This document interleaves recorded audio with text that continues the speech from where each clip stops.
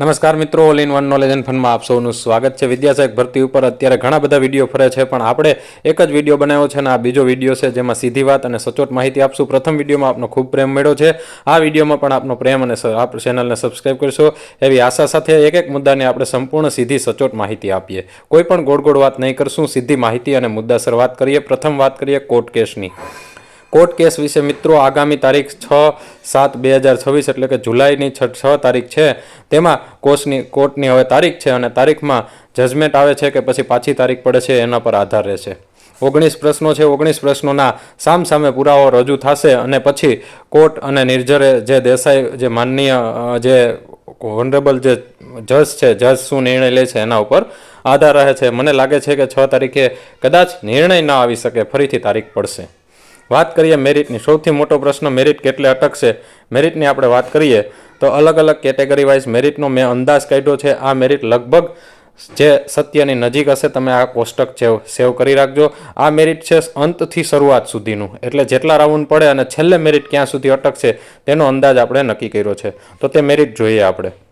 તો હવે વાત કરીએ મેરિટની। મેરિટમાં ઓપન, ઈડબ્લ્યુએસ, એસસીબીસી, એસસી અને એસટીનો અંદાજિત મેં મારી રીતે જે મારા અનુભવ પ્રમાણે ખ્યાલ કાઢ્યો છે, તો ઓપનનું આ ભરતીમાં મેરિટ પુરુષ માટે 64 અને સ્ત્રી માટે 63 થી 64ની આસપાસ રહી શકે છે। આ અંદાજિત મેરિટ છે અને તેમાં ફેરફાર હોઈ શકે છે, પણ 99% આ આંકડાઓની નજીક હશે। ±20%નો ±19-20નો ફેર હશે।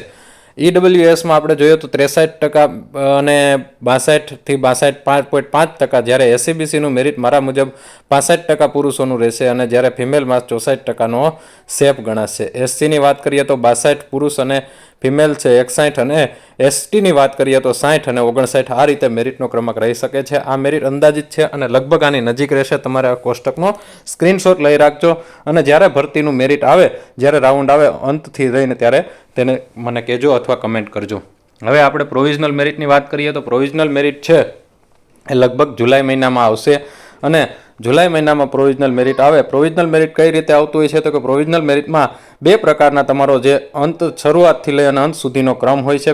પ્રોવિઝનલ મેરિટમાં એક તમારો ઓપન કેટેગરીનો ક્રમ હોય છે અને જે તે ઉમેદવારની જો અનામત કેટેગરી હોય તો તેનો ક્રમ હોય છે। ઉદાહરણ તરીકે કોઈ વ્યક્તિ છે, એ વ્યક્તિ એનો ઓપન કેટેગરીમાં 10મો નંબર છે અને એસસીબીસીમાં એનો 3જો કે 4થો નંબર હોઈ શકે છે। આ રીતે એના મેરિટ ક્રમાંક છે। જે અરજીઓ થઈ છે, ટોટલ જે અરજીઓ હોય છે, એમાં શરૂઆતથી ઊંચા મેરિટથી લઈ અને નીચે એમ ઉતરતા ક્રમમાં મેરિટ ક્રમાંક હોય છે। એ રીતે આપણું પ્રોવિઝનલ મેરિટ આવતું હોય છે અને જુલાઈ મહિનામાં પ્રોવિઝનલ મેરિટ આવશે। અગાઉના વિડીયોમાં પણ મેં કહી દીધું છે। સૌથી અગત્યની વાત છે ખાલી જગ્યા અને રોસ્ટર શું છે। તમને આજે મિત્રો જણાવી દઉં કે દરેક જિલ્લાઓની ખાલી જગ્યા કઈ રીતે નક્કી થાય છે અને એનું રોસ્ટર શું હોય છે તેની સ્ટેપ બાય સ્ટેપ આપણે માહિતી આપવી છે। તો ચાલો એની માહિતી શરૂઆત કરીએ।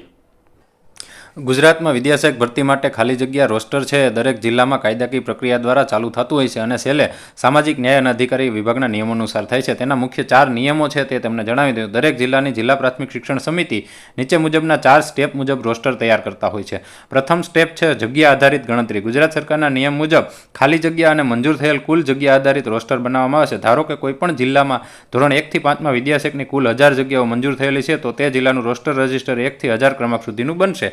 બીજું તમને ઉદાહરણ આપું, એમાં અનામતની ટકાવારી કઈ રીતે નક્કી કરવામાં આવે તો કે રાજ્ય કક્ષાની ભરતીમાં અનામતની ટકાવારી ફિક્સ હોય છે, પરંતુ વિદ્યાસહાયક જેવી જિલ્લા કક્ષાની ભરતીમાં રોસ્ટર પોઈન્ટ જે તે જિલ્લાની વસ્તી પ્રમાણમાં નક્કી થતો હોય છે। જિલ્લા વાઇઝ એસસી, એસટી, એસસીબીસી જે દિવ્યાંગ અલગ અલગ વસ્તી હોય છે તેના નિયમો હોય છે, જેમ કે 1 નંબરે open, 2 number ST, 3 number SCBC વગેરે જે તે કેટેગરી અંકિત કરાય છે।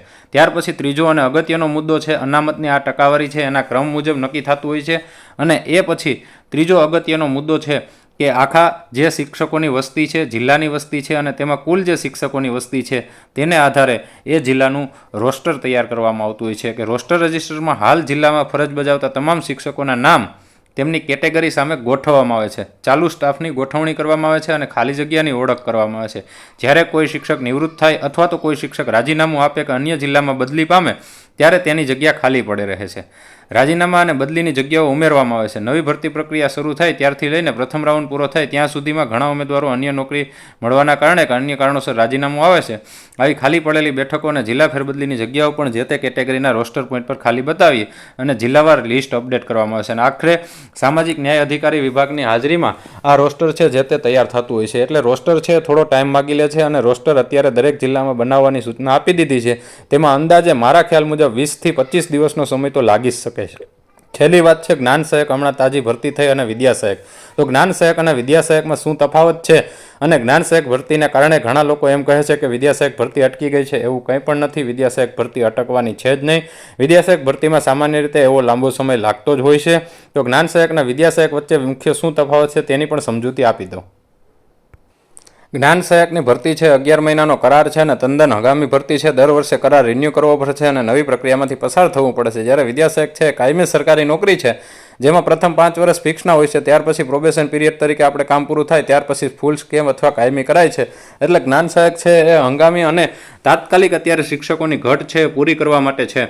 અને આગામી 2027ની ચૂંટણી કે જે 27ની વિધાનસભાની ચૂંટણીને ધ્યાનમાં રાખી અને જે ધોરણ 1 થી 5માં જે ખાલી જગ્યાઓ છે તેને ધ્યાનમાં રાખી અને ઝડપથી વિદ્યા સહાયક ભરતી પૂર્ણ થાય તેવું સરકાર પણ ઈચ્છી રહી છે.